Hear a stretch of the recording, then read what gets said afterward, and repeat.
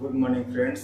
आज हम लोग क्लास 10 के फिजिक्स का टॉपिक शुरू करने जा रहे हैं, जिसका फर्स्ट टॉपिक है लाइट, रिफ्लेक्शन एंड डिफ्रैक्शन। इसमें हम लोग लाइट के डिफरेंट टाइप्स ऑफ प्रॉपर्टीज़ के बारे में पढ़ेंगे कि लाइट का बिहेवियर कैसा होता है, वो किसी चीज़ पे पड़ता है तो किस टाइप से बिहेव करता है, जैसे कि रिफ्लेक्शन क्या होता है, डिफ्रैक्शन क्या होता है और उसके डिफरेंट टाइप्स ऑफ प्रॉपर्टीज़ के बारे में हम लोग इस क्लासेज में या फिर 10th क्लास के जो चैप्टर है उनमें जानेंगे। सबसे पहले जो हम लोग पढ़ चुके हैं पिछले क्लासेज में, लाइट का क्या प्रॉपर्टीज होता है, जो बेसिक्स है पहले का, सबसे पहले उनको समझने का प्रयास करेंगे। उसके बाद हम लोग टॉपिक पर आएंगे। सबसे पहले क्या है, light is a form of energy. इसका मतलब क्या हुआ, लाइट जो है एक एनर्जी का फॉर्म है, ठीक है, और जिसकी जो कि हम लोगों को ये सेंस कराता है कि हम लोग किसी चीज को देख पाए। इसका मतलब ये हुआ कि लाइट के कारण ही हम लोग किसी ऑब्जेक्ट को देख पाते हैं, ठीक है। Light moves in straight line. Light जो है हमेशा वो स्ट्रेट लाइन में चलता है। हम लोग ल्यूमिनस ऑब्जेक्ट देखेंगे कि what is luminous object. Luminous object क्या होता है, the object which emits their own light. इसका मतलब क्या है, ऐसा ऑब्जेक्ट जो कि खुद का लाइट इमिट करता है उसको हम लोग ल्यूमिनस ऑब्जेक्ट्स बोलते हैं। जैसे एग्जांपल में हम लोग देखेंगे जैसे कि सन है, बल्ब है, कैंडल है, डिफरेंट टाइप्स ऑफ ऑब्जेक्ट्स जो कि खुद का लाइट उत्पन्न करता है, ठीक है। जैसे कि बल्ब हम लोग देखते हैं, उससे खुद का रोशनी निकलता है, ठीक है। सन है, सन का तो रोशनी सारे लोग जानते हैं कि सन जो है वो लाइट को ओरिजिनेट करता है, मतलब सन से लाइट निकलता है। टॉर्च है, इसके अलावा कैंडल हो गया, बहुत सारे ऐसे ऑब्जेक्ट्स हैं जो कि खुद का रोशनी उत्पन्न करते हैं, that is called luminous object. अब हम लोग को पढ़ना है non luminous objects. Non luminous objects कहता है क्या हुआ, वैसा ऑब्जेक्ट्स जिसका खुद का रोशनी नहीं होता, अर्थात जो अपना खुद का रोशनी उत्पन्न नहीं कर सकते हैं। These objects which do not emit light themselves. वैसे ऑब्जेक्ट्स जिनका खुद का रोशनी नहीं होता है, बस वो क्या होता है, and but only reflect the light which falls on them. इसका मतलब क्या हुआ कि वे वो जो ऑब्जेक्ट होते हैं नॉन ल्यूमिनस ऑब्जेक्ट, जब उन पे कोई रोशनी पड़ता है तो वो उस लाइट को रिफ्लेक्ट करते हैं और जिस कारण से हम लोग उन ऑब्जेक्ट्स को देख पाते हैं, that is called non luminous objects. Example में हम लोग देखेंगे चेयर, मून, फ्लावर, बुक्स, ये सारे जो एग्जांपल। जैसे मून है, मून क्या है, हम लोग रात के टाइम में मून को देखते हैं मगर मून का खुद का रोशनी नहीं होता है। जब सन के द्वारा इमिटेड जो लाइट होता है वो मून पे पड़ता है और मून जब उस लाइट को रिफ्लेक्ट कर देता है और वो हमारे पास आता है, हमारे आंखों के द्वारा सेंस किया जाता है, तो हम लोग उस मून को देख पाते हैं। लाइट के बेसिक नॉलेज में the speed of light is 3 × 10⁸ metre. इसका मतलब क्या हुआ, स्पीड का जो लाइट का स्पीड होता है वो कितना होता है, 3 × 10⁸ मीटर पर सेकेंड इसका स्पीड होता है, ठीक है। Light can move in air and also in vacuum. इसका मतलब क्या हुआ कि लाइट जो होगा उसको चलने के लिए कभी भी किसी मीडियम का जरूरत नहीं होता है, ठीक है ना। वो एयर में भी चल सकता है, साथ ही साथ वैक्यूम में भी चल सकता है। जैसे हम लोग देखते हैं सन है, तो सन है तो जब सन से रोशनी चलता है या लाइट चलता है तो बीच में वैक्यूम का एरिया आता है, पृथ्वी और सूर्य के बीच में, और जो लाइट होता है उस वैक्यूम के एरिया में भी ट्रेवल करता है। तो we can say light can move in air also in vacuum. There are two theories about light। अब लाइट के बारे में साइंटिस्ट लोग दो थ्योरी दिए हैं। पहला जो थ्योरी है वो बोलता है कि वेव थ्योरी, लाइट जो है वो वेव की टाइप से बिहेव करता है, और दूसरा जो थ्योरी है उसको बोलते हैं क्वांटम थ्योरी ऑफ लाइट। इसका मतलब क्या हुआ, जो लाइट है वो बंडल में चलता है। हम बारी बारी से डिस्कस करेंगे। According to wave theory, light is a form of wave which do not require any medium for the propagation. इसका मतलब क्या हुआ कि लाइट जो है वो वेव की तरह से बिहेव करता है और उसको चलने के लिए कभी भी किसी मीडियम का जरूरत नहीं होता है, वो वैक्यूम में भी चल सकता है। अकॉर्डिंग टू वेव, अब देखिए लाइट जो होता है वो डिफरेंट टाइप्स ऑफ वेवलेंथ में चलेगा। अगर वो वेव है तो हर एक वेव का कुछ ना कुछ वेवलेंथ होता है। तो जो विजिबल लाइट होता है उसका वेवलेंथ जो होगा, the wavelength of visible light is 4 × 10⁻⁷ metre से लेके 8 × 10⁻⁷ मीटर तक होता है। ये जो रेंज है ये केवल विजिबल लाइट के लिए वैलिड है, मतलब कि जो रोशनी जो हम लोग लाइट देखते हैं उसका जो वेवलेंथ कितना होता है, 4 × 10⁻⁷ मीटर से कितना होगा, 8 × 10⁻⁷ मीटर तक होगा। अकॉर्डिंग टू पार्टिकल थ्योरी या quantum theory, according to quantum theory light is composed of particle. इसका मतलब क्या हुआ, पार्टिकल थ्योरी बोलता है कि लाइट जो है वो पार्टिकल से मिलकर बना है और जो कि काफी तेजी से एक सीधी रेखा में मूव करता है, which travels in straight line। इसका मतलब क्या है, लाइट हमेशा एक स्ट्रेट लाइन में चलता है और वो पार्टिकल से मिलके बना हुआ है, ठीक है। The elementary particle of the light is called photon. इसका मतलब क्या हुआ, लाइट का जो सबसे छोटा पार्टिकल होगा उस चीज को हम लोग बोलेंगे फोटोन। इसका मतलब क्या हुआ, अगर हम पार्टिकल थ्योरी का बात करेंगे तो हम बोलेंगे कि जो लाइट है वो फोटोन से मिलकर बना हुआ है और फोटोन जो है उसका सबसे एलिमेंट्री पार्टिकल है। इसका मतलब क्या मूव करेगा, अगर हम पार्टिकल का बात करेंगे तो अकॉर्डिंग टू पार्टिकल थ्योरी जो मोशन होगा वो पार्टिकल का ना होकर फोटोन का होगा। फोटोन क्या होगा, फोटोन लाइट का सबसे एलिमेंट्री पार्टिकल है जो कि एनर्जी को कैरी करता है। अब हम लोग को पढ़ना है reflection of light. Reflection of light, reflection of light जो है वो पार्टिकल थ्योरी के हिसाब से उसको हम लोग कंसीडर करते हैं। जैसे कि किसी भी पार्टिकल या किसी बॉल को जब हम लोग किसी दीवार पर फेंकते हैं तो वो फिर से रिटर्न बैक आ जाता है। सिमिलरली ये जो लाइट है, अगर हम लोग इसको मानेंगे कि पार्टिकल है तो इसको भी जब हम किसी ऑब्जेक्ट पर डालते हैं तो वो भी रिफ्लेक्ट हो जाता है। इसी चीज को हम लोग बोलते हैं reflection of light. According to reflection of light, the process of sending back the light rays which falls on the surface of any object is called reflection of light। इसका मतलब क्या हुआ, जैसे हम किसी बॉल को किसी दीवार पर फेंकने के बाद पाते हैं कि जब वो दीवार से टकराता है तो वो फिर से हमारी ओर रिफ्लेक्ट हो जाता है। उसी टाइप से हम लोग लाइट को भी मानते हैं कि ये भी जो है पार्टिकल से मिलकर बना है और जब किसी ऑब्जेक्ट के साथ टकराता है या उस पर जाता है तो वहां से रिफ्लेक्ट होके फिर से वापस आता है। इस प्रोसेस को हम लोग बोलते हैं रिफ्लेक्शन ऑफ लाइट। एक एग्जांपल के माध्यम से समझेंगे।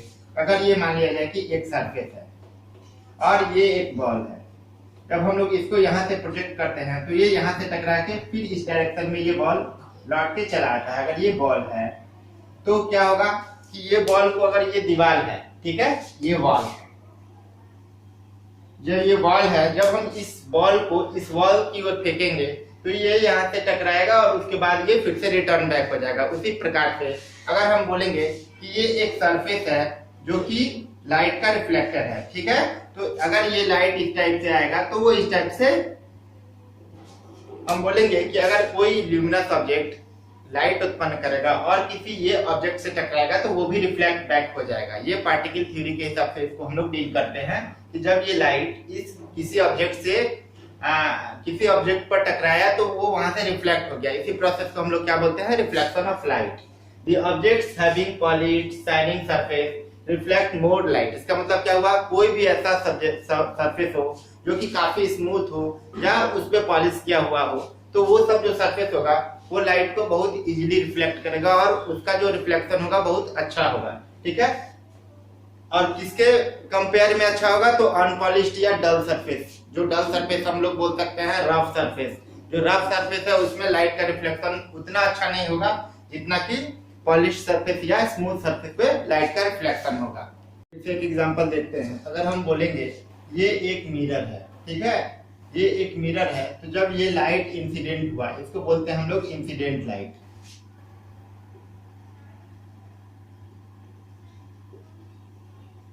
अगर ये लाइट यहां से ट्रेवल करता हुआ इस सरफेस जो कि ये मिरर है,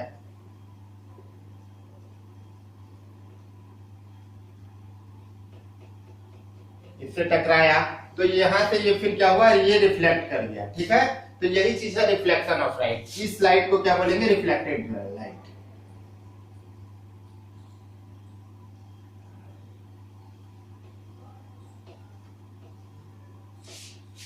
तो ये इंसिडेंट रे हुआ या इंसिडेंट लाइट हुआ, ये रिफ्लेक्टेड रे या रिफ्लेक्टेड लाइट हुआ। जब कोई इंसिडेंट रे किसी मिरर या किसी शाइनिंग सरफेस पे पड़ता है तो वो फिर से रिफ्लेक्ट बैक हो जाता है। That is called reflection of light. अब है silver metal is one of the best reflector of the light. Silver जो मेटल होता है वो हम बोलते हैं कि लाइट का सबसे अच्छा रिफ्लेक्टर होता है, ठीक है ना। और इसी कारण से जब भी हम लोग ऑर्डिनरी मिरर का फॉर्मेशन करते हैं तो उसमें हम लोग क्या करते हैं कि किसी भी प्लेन ग्लास को लेते हैं और उसके बैक साइड में क्या करते हैं, सिल्वर का एक कोटिंग कर देते हैं। एक thin layer of silver metal का क्या कर देते हैं, कोटिंग कर देते हैं। लिखा हुआ है an ordinary mirror are made of by polishing a thin layer of silver metal behind the plain glass, ठीक है ना। उसके पीछे साइड में हम लोग क्या करते हैं, प्लेन ग्लास के सिल्वर मेटल का एक पॉलिश लगा देते हैं और उस सिल्वर मेटल को क्या करते हैं, उसको प्रोटेक्ट करने के लिए उसके पीछे हम लोग एक रेड कलर का पेंट लगा देते हैं। Silver layer is protected by the coat of red paint. हम लोग को पढ़ना है reflection of light from the plane surface. ठीक है ना। प्लेन सरफेस से लाइट के रिफ्लेक्शन के बारे में पढ़ना है। इसी चीज को हम लोग बोलते हैं प्लेन मिरर से भी रिफ्लेक्शन के बारे में जो प्रॉपर्टीज होता है उनके बारे में पढ़ना। तो सबसे पहले हम लोग कुछ टर्म जानेंगे कि किसको किसको क्या बोलते हैं, उसके बाद उसके बारे में डिटेल से पढ़ेंगे। सबसे पहले हम लोग देखेंगे इंसिडेंट रे कि इंसिडेंट रे क्या होता है। The ray of light which falls on the mirror surface is called incident ray. इसका मतलब क्या हुआ, किसी भी ल्यूमिनस ऑब्जेक्ट से जब कोई रे निकल के किसी भी मिरर पर पड़ता है तो उस रे को हम लोग क्या बोलते हैं, इंसिडेंट रे बोलते हैं। क्या लिखा हुआ है, the ray of light which falls on the mirror.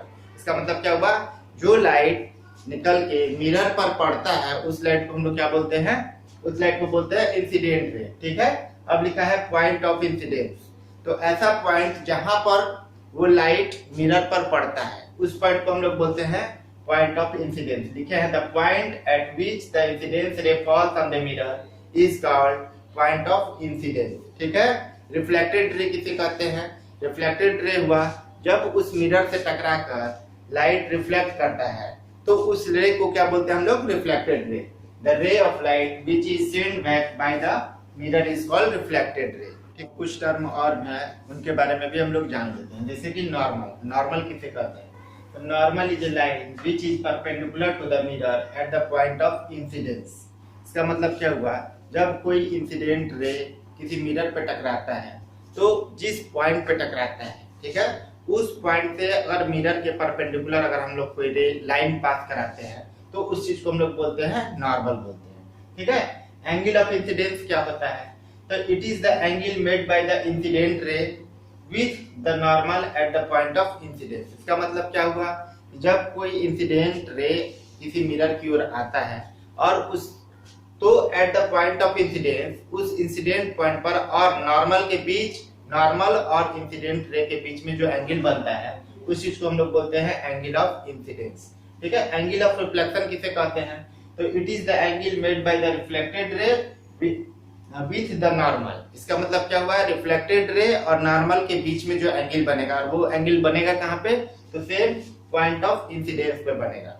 तो the angle made by reflected ray with normal is called angle of reflection. अब हम लोग एग्जांपल के माध्यम से समझेंगे सारे टर्म के बारे में। मान लेते हैं कि ये एक प्लेन मिरर है, ठीक है, ये एक प्लेन मिरर है, मिरर। तो हम लोग क्या बोले कि किसी ल्यूमिनस ऑब्जेक्ट से जब कोई रे किसी मिरर पर आता है तो उस चीज को हम लोग बोलते हैं इंसिडेंट रे। अगर ये कोई रे है जो कि कहीं से आया किसी ल्यूमिनस ऑब्जेक्ट से, ये मान लेते हैं ए ओ, ये जो पॉइंट है वो ओ पॉइंट है। इस पॉइंट को हम लोग अगर ओ रखते हैं तो ये ए ओ जो रे हुआ इस चीज को हम लोग बोलेंगे इंसिडेंट, इंसिडेंट रे बोलेंगे, इंसिडेंट रे। ठीक है। अब ये जो पॉइंट मिला ओ पॉइंट, इस चीज को हम लोग क्या बोलते हैं, ये जो पॉइंट मिला इसको हम लोग बोलते हैं पॉइंट ऑफ इंसिडेंस। इसका मतलब क्या हुआ, ये जो रे आया इस पॉइंट पर आया। ठीक है। अब इस पॉइंट से जो इस साइड में रिफ्लेक्ट बैक होके गया, मान लिया जाए ये ओ से बी की ओर रिफ्लेक्ट हुआ, तो ये जो ओ बी रे होगा इस चीज को हम लोग बोलेंगे रिफ्लेक्टेड रे।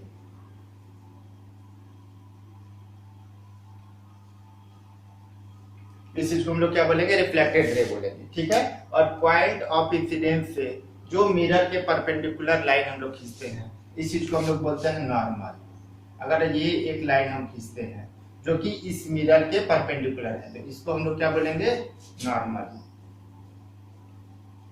अब हम लोग को जानना है इंसिडेंस एंगल और रिफ्लेक्टेड एंगल के बीच में। तो आपको बताया गया इंसिडेंस एंगल क्या होता है, इंसिडेंट रे और नॉर्मल के बीच में जो एंगल बनता है उस चीज को हम लोग बोलते हैं इंसिडेंट एंगल। तो ये वाला जो एंगल है अगर हम इसको आई से डिनोट करते हैं, ये एंगल को क्या बोलेंगे, इंसिडेंट एंगल। तो एंगल ऑफ रिफ्लेक्शन क्या हुआ, एंगल ऑफ रिफ्लेक्शन हुआ इस नॉर्मल और रिफ्लेक्टेड रे के बीच में जो एंगल बनेगा, अगर इसको हम लोग आर से डिनोट करते हैं, ये हुआ angle of reflection, angle of reflection.